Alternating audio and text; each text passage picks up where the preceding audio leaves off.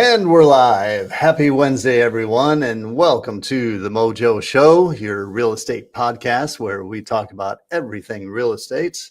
I'm your host, Joe Mortgage. And I'm Cup of Joe Mortgage. This week's episode, we're continuing our series about using social media to grow your brand and your business. Whether you're a realtor, loan officer, or frankly, any other business that use social media to help drive potential customers to your business, you're going to want to stay tuned for this one, especially with the special guest that we have today. But before we get to all of that, a little coffee talk between the Joes. You know, Joe, being that it is May 21st, this weekend, Memorial Weekend, kids are getting out of school, whether college, high school, what have you. And this is the time definitely for them to find summer jobs. Yes. What was your first job that you had? So we all do those little odd jobs, right? We do the ones where it's painting a house or it's doing some yard work and things like that. But my first kind of real job kind of in the high school summers and things like that was carpet cleaning and air duct cleaning. Carpet cleaning, air duct. Yes. And this is when, this is back in 3, 4. Okay. When I was doing this, and the summers are hot and you were in the attics doing these air ducts, like cutting them up and stuff like that. Here in Texas or? Yep. Yeah. So that one was probably when I lost the most weight of my life because I was just sweating. But then the carpet cleaning, we did residential, but we also did commercial. So like restaurants, Bennigan's was one of his big kind of contracts. Going back a ways, Bennigan. Yep.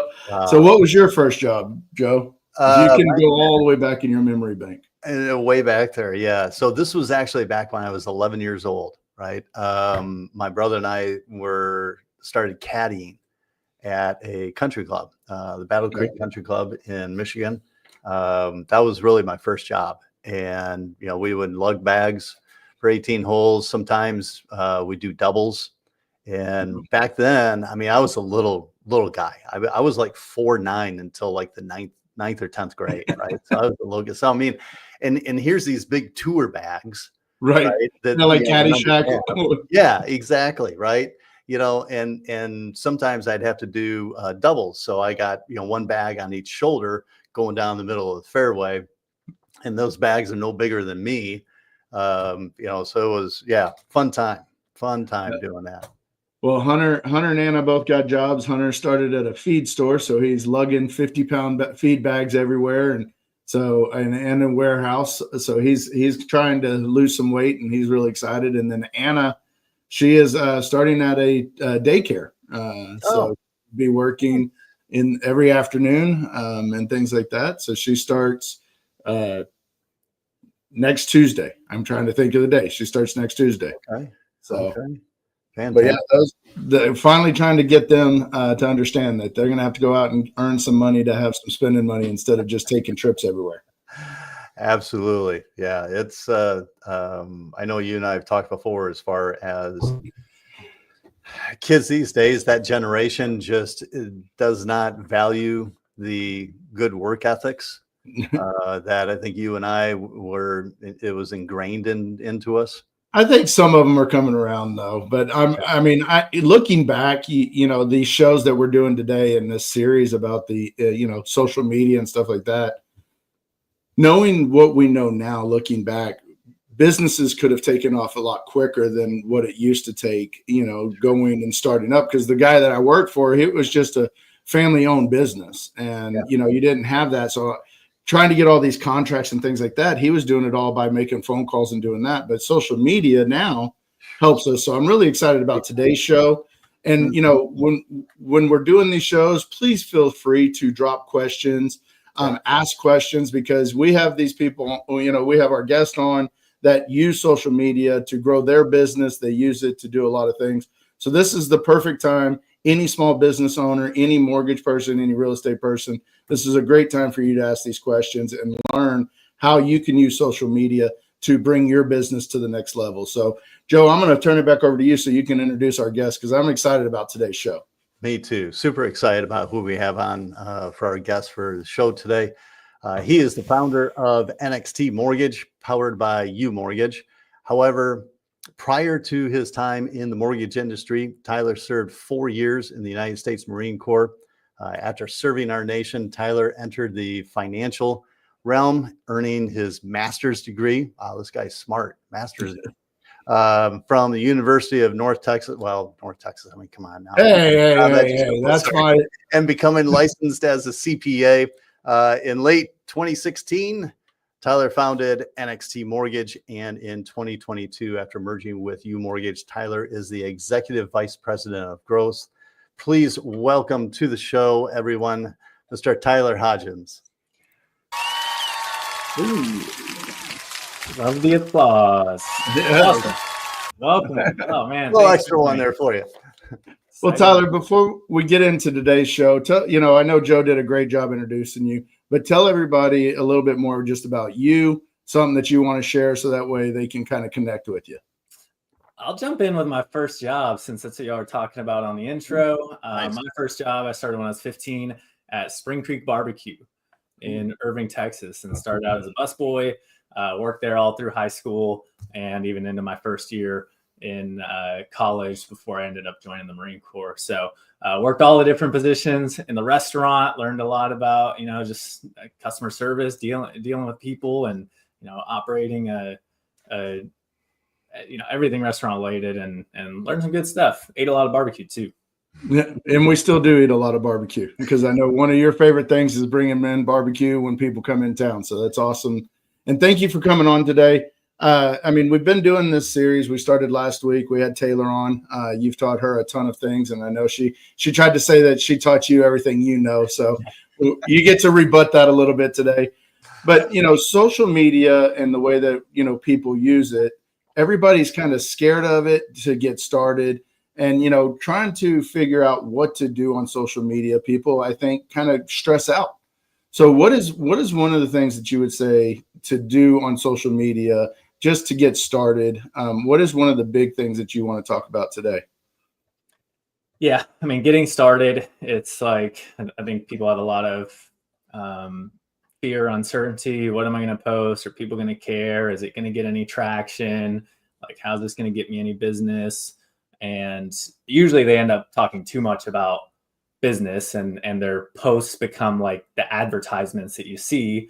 So it's just like a billboard, and you don't want your social media profile to just be a billboard of advertisements, because nobody likes looking at advertisements. When you get on social media and you see advertisements, you scroll right past them, or you try to, unless it catches your attention.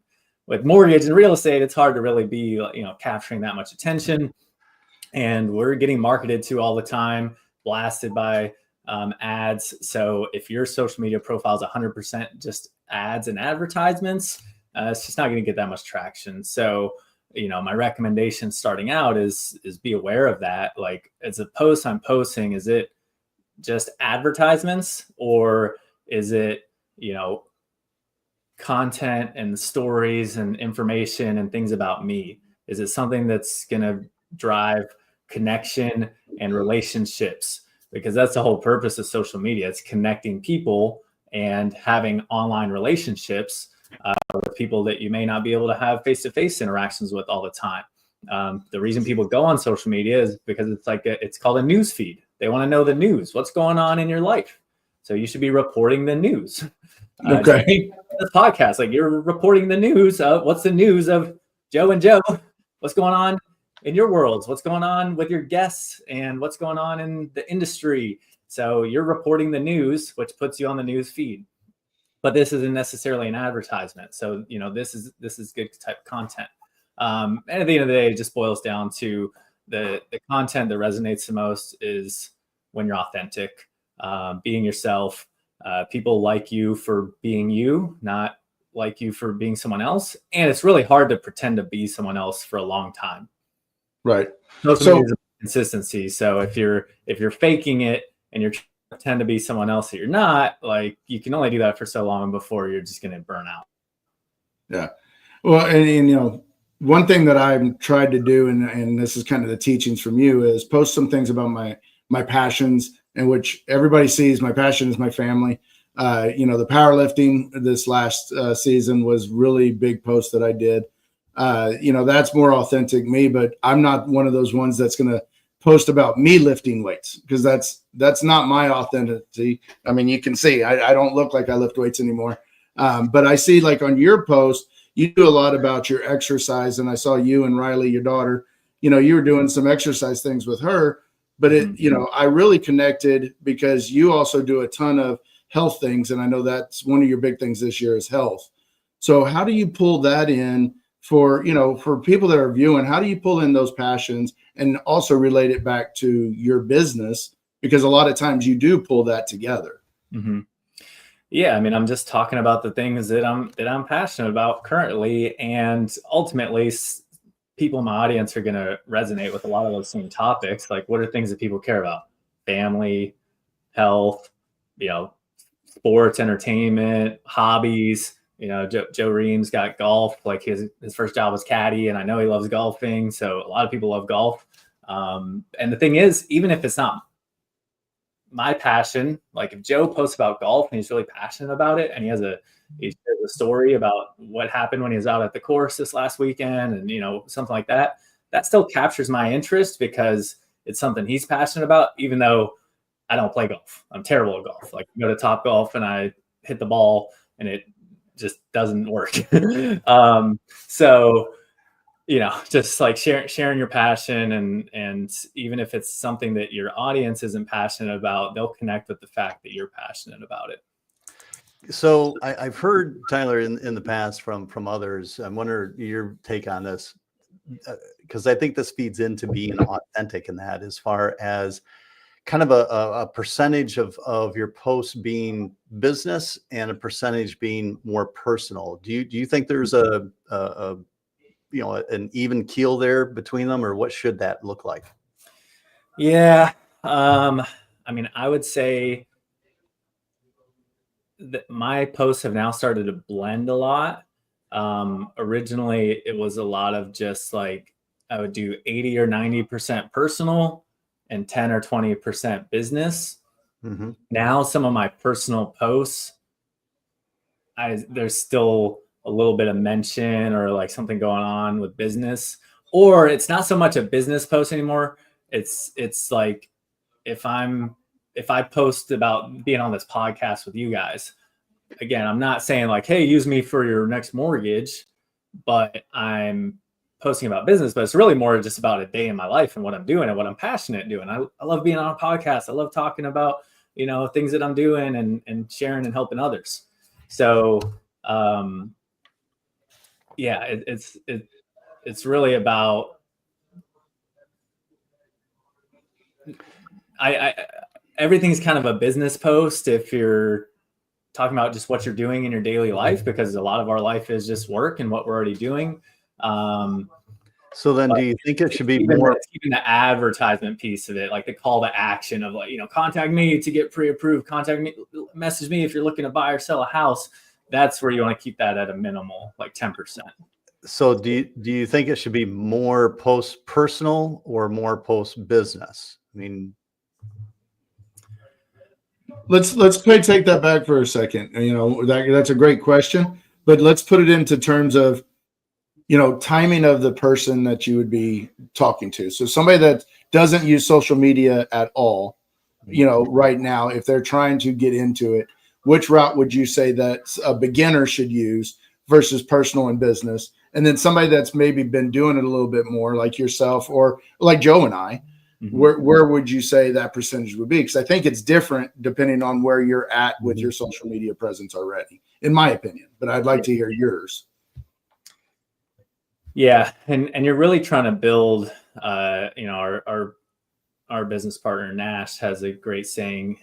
He talks about social media. The purpose of social media is to make sure that somebody knows what you do, that you're good at it, and what was the other one?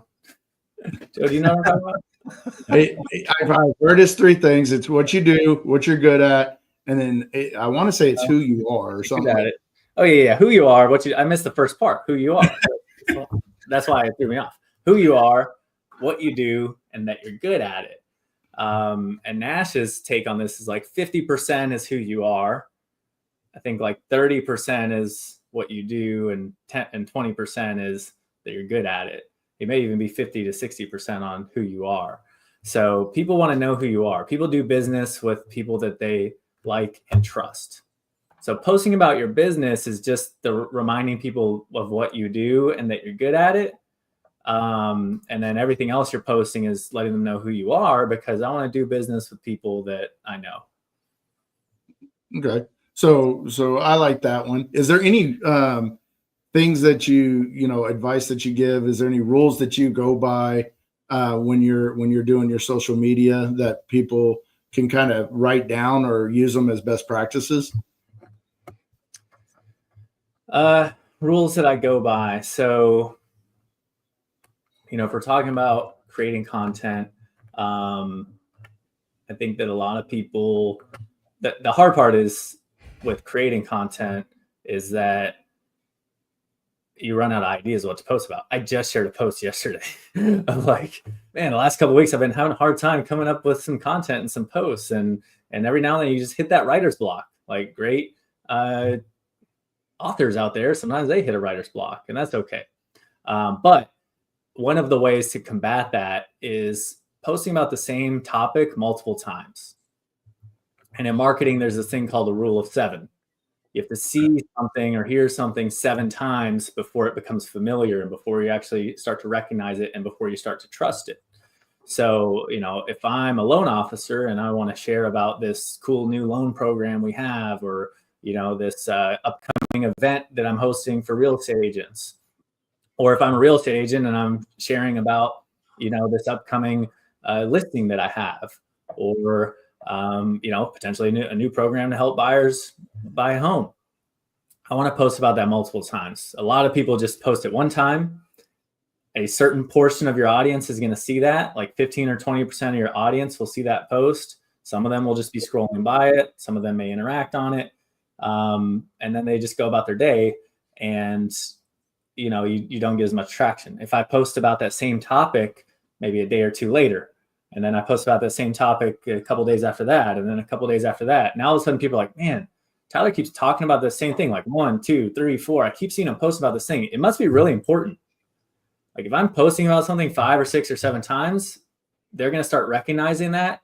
And instead of scrolling by, they'll stop to read it. And now it's capturing their interest because clearly it's important. So if you have an important messaging, strategy, something you're trying to, really get eyes on, you want to post about it multiple times. And it could be over the course of a couple of days. It could be over the course of a couple of weeks or months. I have some posts where I'll make a certain post at the beginning of every month talking about how my last month went. And people have now gotten accustomed to seeing that kind of monthly progress post. And now when it comes up, they stop and read it because they've been seeing me do it for so long. So I call that the rule of 7. And it also helps you create more content easily, because if your goal is to post more often and more frequently, if you're posting a similar thing that you just posted about, and maybe a video about this, and then you post a regular written post about it, and then you post an image about it next week. And so you do different formats, and obviously you're not just copy and pasting the same post, but keeping it along the same topic and sharing multiple posts about that. So Joe, go ahead. I think you had something to add to it. No, I was gonna. We had a comment come in, so I thought I'd share it with everyone. That Josh Reed wanted to throw in there. The 80% of stats are made up, anyways. So I don't believe it. It's kind of like the polls for politician stuff, or even for voting. I don't always agree with all them either. But thank you, Josh, for listening in. Yes. One of the things, Tyler, kind of going back on the rules and getting people to notice them. What about, you say about reposting, what about like comments and engagement that way? Does that get it seen again? Does it come back around? Like if somebody makes a comment, if you're replying to them or you're answering them without just saying like a thank you, because that was one of your big things. Don't do that little thank you or great or whatever. I don't remember. What do you call that? When you're doing that, what do you call that one? Yeah, so we call those, and this relates to both the posts you make and the comments or the interactions and the engagement you do is I call that Tony the Tiger content. They're great. Tony the Tiger, Frosted Flakes, they're great. Everyone, great. Say it with me, Joes. Great. See, they're great. Good job. Those types of posts and those types of comments actually aren't great. They're terrible. And they're terrible because they don't create any additional interaction. They don't mean anything. Think about when your kids got home from school or you picked them up after the day. You say, hey, how was your day? Oh, it was good. Okay. So like, what did you do today? What was good about it? There's no additional story. There's no context there. So when you're creating your post, and I'm guilty of this too, and we're all guilty of it. Oh, just I had a great time with these great people. And like, it's a picture of you and your friends, like doing a thing. Okay. If I'm, somebody else scrolling and I see that post, it doesn't really tell me like, who were you with? What were you doing? Why does it matter? Why was it great? So give a little bit of extra color to your posts, write a little bit of a story out of who you're with, what you're doing, why it's important to you.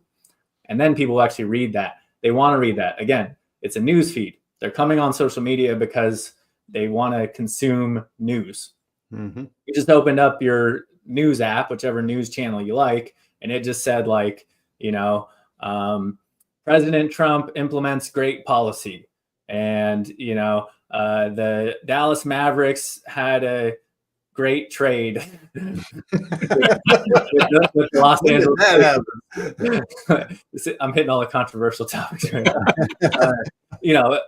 You're not going to go read the article because this is like, oh, this was great. Like what? Right. So having a little more color in those things. And the same thing with the engaging and the actual of making those comments. If you just tell me, oh, that's great, I love it, or if somebody comments on your post, that is an opportunity for you to continue a conversation with them by responding back. Like I almost owe it to you. If you're taking the time to comment on my post, I owe it to you to reply and reply in a meaningful way and not just give you a thumbs up or say thanks. Plus, I like that going so that the post keeps exactly. More recognition. It keeps coming up on everybody's page. Yeah, the algorithm likes that. Yes. Yeah, and I one of the things that I took away from a couple of the trainings that you've done is asking a question. Like if somebody makes a comment of great or whatever, asking a question, what did you think was great about whatever maybe I posted on? Getting them to re-engage on that. And that's helped me because I've gotten some of them that will respond. Some people just, don't want to answer that question. But I did find that I'm connecting more with some of my business partners by going onto their pages and asking questions or, trying to pull something out of them. So those are other things that I've been doing. Joe, I don't know if you're doing things like that, but going to my partners and posting on them, because I know in our coaching sessions, we've talked about when you go to your social media, how many times are other people either posting or tagging you? How many of them are engaging on your comments and asking on your post things? But are you kind of reciprocating that and doing it for them? Mm-hmm. And that's a big part of trying to deepen that relationship. And we talk about engagement, kind of talk more about the power of engaging on social media, more than what I just talked about there, that you do different or that you kind of bring out to help grow others that you're partnering with. Yeah, a big trap a lot of people fall into is when they think of social media and what's my social media strategy, they automatically fall into the bucket of creating content, right? I got to do more videos. I'm going to do this blog. I'm going to do this. I got to post more and, post daily, and I'm going to post some stories. And they think that social media is all about content and posting. And to me, that's only 50% of it. That's half. So, the first half is content and creating. Second half is engaging and deepening relationships with your audience. So I call that engagement and audience and building your audience. And social media rewards this. So again, the algorithm likes when you're commenting on other people's stuff and you're engaging and you're asking questions and creating more responses from them. It builds something called affinity. So if I comment on Joe Ream's posts a lot, now all of a sudden he starts to see my posts more often too. And then because I'm posting really good content, now he's engaging in those and he's commenting on those. And now we start building it. It's like, as soon as you start commenting on someone's stuff, you start seeing their posts all the time, way more often. You're like, did this person just start like posting more? Like, no, they've been posting a lot. You just haven't been seeing it until you started engaging with them. So it's important that if you're really taking social media seriously, you're devoting just as much effort into engaging and commenting on people's stuff that, whatever your target audience is, and just as much as you are creating that content. And again, not Tony the Tiger comments, but actually truly engaging, trying to start conversations, asking questions, taking the time to really look at their post and give a meaningful comment. One thing I like to do is when people post a picture, comment about something else that like the post isn't even about. So like if I were to post this scene right here, like, oh, I'm on the podcast with, Joe and on the Mojo show, and we're talking about social media. And then someone comes and comments on this post and they say, oh my God, I love those purple lights in the background. Where did you get those? That is a great comment for this type of post. It has nothing to do with the fact that I was on a podcast or talking about social media, but like it gets the conversation going, like, oh yeah, here's where I got it. So asking about something going on in the picture, the background, what's that shirt? Where'd you get it? Oh my, Joe, what kind of golf clubs are those in the background? Those types of questions really get the comments going because they're kind of off topic to the post, which is interesting. That I haven't heard that one before. I like that kind of just asking a different question. So, Joe, go ahead. Something that actually, now that you're touching on this, something I've been trying to do more of in regards to the advice you just gave is in sharing posts. A lot of my realtor partners in that, of course, they're posting usually today or tomorrow. They'll start posting about the open houses they have coming up for the weekend, and not just liking those, but actually taking and sharing them. And so that's what I would do. But now what I've tried to do is not just share it, but add a comment to it while sharing it, right? Yeah, so commenting on their post and then also sharing it, right? So when I go to share it, that's when I put some verbiage in. Adding a caption to the share. Yeah, exactly. Yeah. Would it be better if I commented on it first and then shared it? Or does the algorithm not care as long as I'm commenting? Yeah, I think do all three. I think comment on the post, something about the house, something about the open house, whatever. Mm-hmm. And then when you share it, add a little caption, because the caption is your take on what you're sharing. It's like, if I found some interesting article and just saw something on the news and I shared a link of it to you, if I just sent that like without any caption or sentence about what I thought about it, you may be like, why are you sharing this with me? But if I say, hey, Joe, like, dude, I just, read this article about how coffee is really bad for your health. You might want to check this out. Then all of a sudden, why I'm sharing that article. So yeah, I think do all three, because you commenting on their post will help their post that's already on their news feed. And then when you share it, you adding that extra caption, which is your take on it, will get your audience to actually read that and understand, why are you sharing this? Why are you sharing this open house with me, Joe? Mm-hmm. Got it. Okay. Well, we do have one more comment, and this is from your buddy and pal, so I'm going to put it out there. We can always get from Josh, Tyler's cuckoo for quality social media posts. And some people, here's a good lesson. Some people are just on social media to troll you, like this Josh Reed character. You just got to ignore the haters, Like, just do your thing, post your stuff. Someone's going to comment something about you look stupid, you look dumb, whatever. Like, just shake it off and move on. Like, there's just going to be haters out there, like Josh. Oh, you love it. We got to give Josh a shout out. Josh is one of the partners here with NXT with Tyler and I. And, we love you, Josh, but we can always, and count on him to give us a good laugh. But Joe, tell them how can they get in touch with Tyler? And Tyler, thank you for coming on. I know we're at that time, but we want to promote you. Tyler is also a loan originator, not only, the EVP of growth here and the main person that helps control all of us animals here at NXT. But Joe, tell our audience, how can they get a hold of Tyler if they have any other questions about social media, or if they're looking to do a mortgage and they need somebody that's licensed in Minnesota? Because if it's Texas, it's Joe and I. No, I'm just kidding. But Tyler's licensed also in Texas, but Minnesota too. So And Florida. And Florida. Yes. Right. And Florida. So if you want to get a hold of Tyler, let's see if we can scroll that up there. Do we have it? Sure we do. There it is. This is, I believe, Tyler, this is your Instagram handle, right? Yes. So at Chief Loan Officer on Instagram. So you can definitely reach out to him there if you want to connect with him on social media. That way you can also kind of see how he posts and everything for getting an idea of how to better your social media and branding for your business. And of course, as Joe said, if you're in the DFW area or Florida or any of the other states that Tyler's licensed in, reach out to him if you have questions as far as mortgages to be able to tap into his knowledge. Next week, we are going to continue our series on social media to help build your brand and business as well. We'll have our special guest, one definitely looking forward to having on, the mortgage coach herself, Miss Glenda White. So tune in at our usual time, Wednesday mornings, 9 a.m. Central. Thank you everyone for tuning in. We actually had quite a number of viewers, I noticed, Joe. So that was nice to see. Thanks, Tyler, for bringing those on board. So just having our usual 2 viewers. So appreciate it. Can I get a picture? Oh, we can get a picture. I gotta do the selfie version. Oh, guess what he's going to be posting about, everybody. Exactly.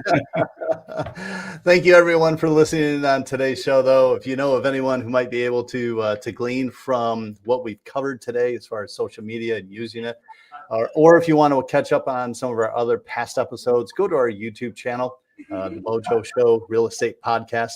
And while you're there, hit the subscribe button because we are on a mission to get to 1,000 subscribers. And of course, every like, comment, and share helps us reach more home buyers just like you. So before we close things out, any last words or nuggets of advice for our listeners, Joe? Just want to say thank you, Tyler, for coming on and supporting us, and everybody that was tuning in today. Thank you for being a part of this, and we are going to keep going as long as we have at least one viewer every day. Well, I'm Joe Mortgage, and that handsome guy there with the beard on is Cup of Joe Mortgage, and we'll see you next week.